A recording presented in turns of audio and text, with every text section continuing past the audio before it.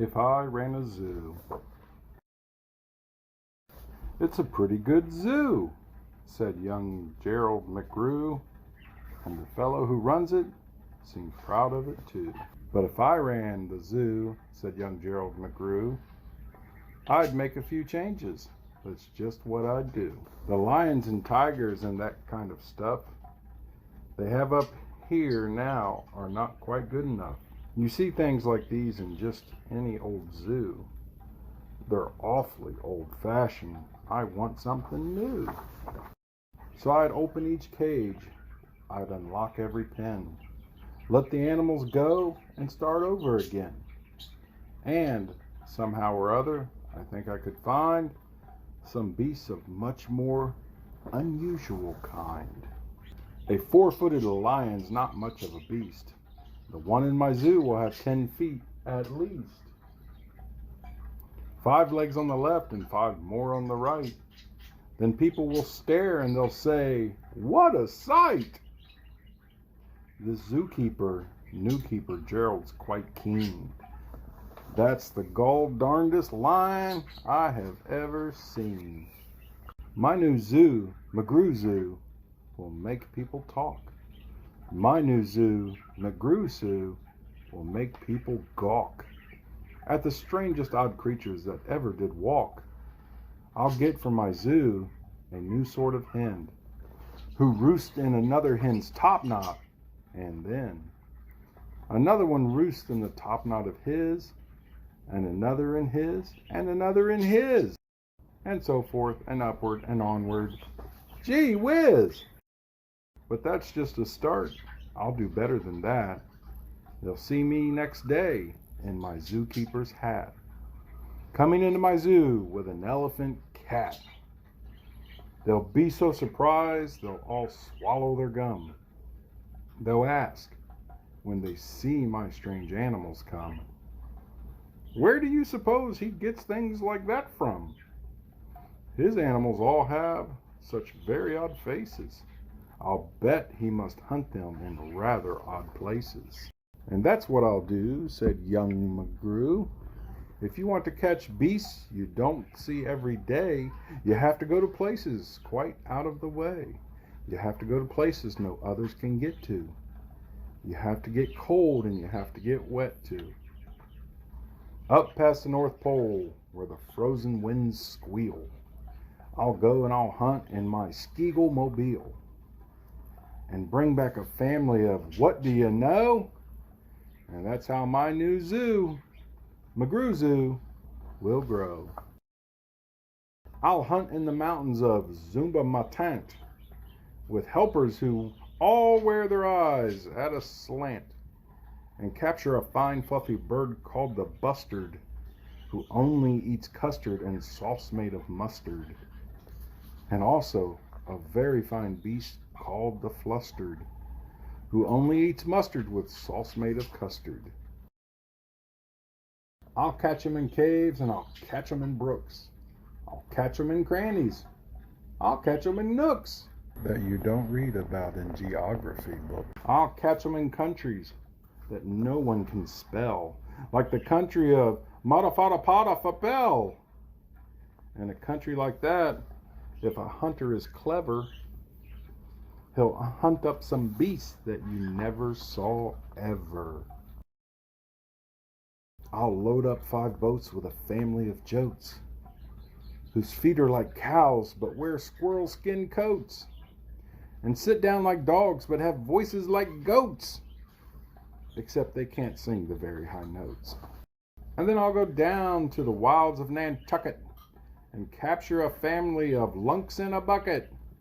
Then people will say, "Now I like that boy heaps. His new zoo, McGrew Zoo, is growing by leaps. He captures them wild and he captures them meek. He captures them slim and he captures them sleek. What do you suppose he will capture next week?" I'll capture one tiny. I'll capture one cute. I'll capture a deer that no hunter would shoot. A deer that's so nice he could sleep in your bed if it weren't for those horns that he has on his head.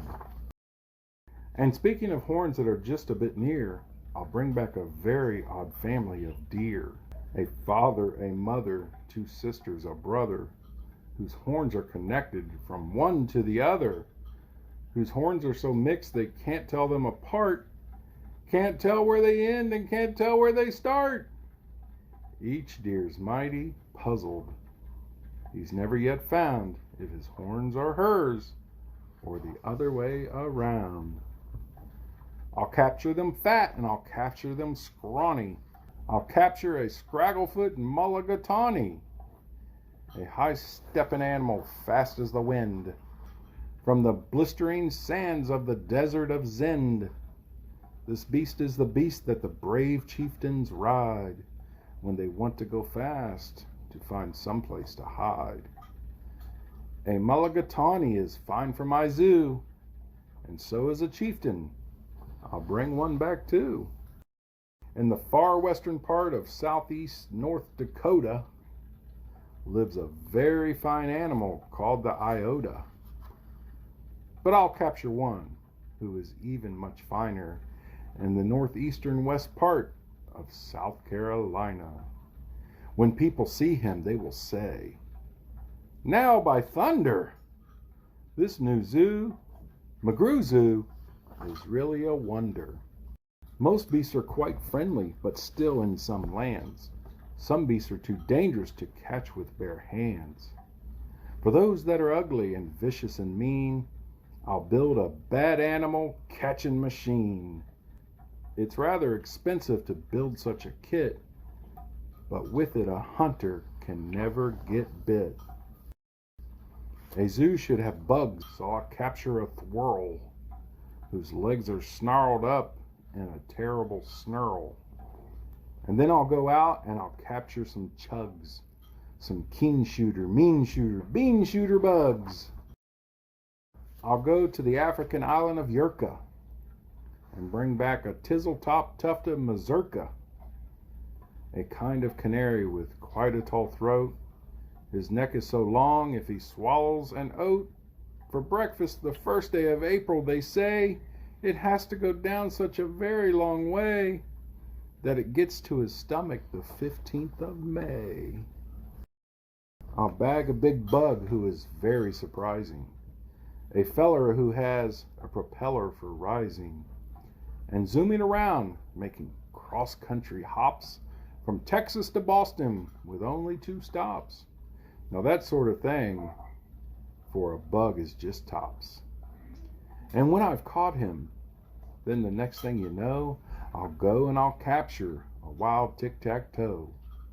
With X's that win and with zeros that lose, he'll look mighty good in this zoo of McGrews. I'll bring back a gusset, a gherkin, a gasket, and also a gooch from the wilds of Nantasket. And 8 Persian princes will carry the basket.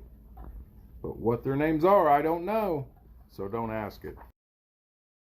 In a cave in cartoon lives a beast called the Natch that no other hunter's been able to catch. He's hidden for years in his cave with a pout, and no one's been able to make him come out. But I'll coax him out with a wonderful meal that's cooked by my cooks in my cooker-mobile. They'll fix up a dish that is just to his taste. 3 chicken croquettes made of library paste, then sprinkled with peanut shucks, pickled and spiced, then baked at 600 degrees and then iced. It's mighty hard cooking to cook up such feast, but that's how the new zoo, McGrew Zoo, gets beasts. I'll go to the faraway mountains of Topsk, near the river of Nopsk, and bring back an Obsk, a sort of kind of thingamabobsk, who only eats rhubarb and corn on the cobs. Then people will flock to my zoo in a mopsk. McGrew, they will say, does a wonderful jobsk. He hunts with such vim and he hunts with such vigor. His new zoo, McGrew Zoo, gets bigger and bigger. And speaking of birds, there's the Russian Paluski, whose headski is redski and belly is blueski. I'll get one of them for my Zooski Magrooski. Then the whole town will gasp, why, this boy never sleeps. No keeper before ever kept what he keeps. There's no telling what that young fellow will do. And then just to show them, I'll sail to Catrue and bring back an Itkutch, a Preep, and a Prue, a Nurgle, a Nerd, and a Seasucker too. I'll hunt in the jungles of Hippo no Hungus and bring back a flock of wild Bippo no Bungus. The Bippo no Bungus from Hippo no Hungus are better than those down in Dippo no Dungus, and smarter than those out in Nippo no Nungus, and that's why I'll catch 'em in Hippo no Hungus, instead of those others in Nungus and Dungus. And people will say when they see these bips bounding, this zookeeper, new keeper, simply astounding. He travels so far that you'd think he would drop. When do you suppose this young fellow will stop? Stop? Well, I should, but I won't stop until I've captured the Phizima-Wizamadil, the world's largest bird from the island of Guark, who only eats pine trees and spits out the bark. And boy, when I get him back home to my park, the whole world will say, young McGrew's made his mark. He's built a zoo better than Noah's whole ark. These wonderful, marvelous beasts that he chooses have made him the greatest of all the McGrewses. Wow, they'll all cheer. What this zoo must be worth. It's the gold darndest zoo on the face of the earth.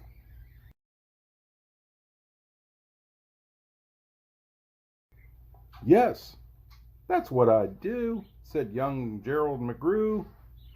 I'd make a few changes if I ran the zoo.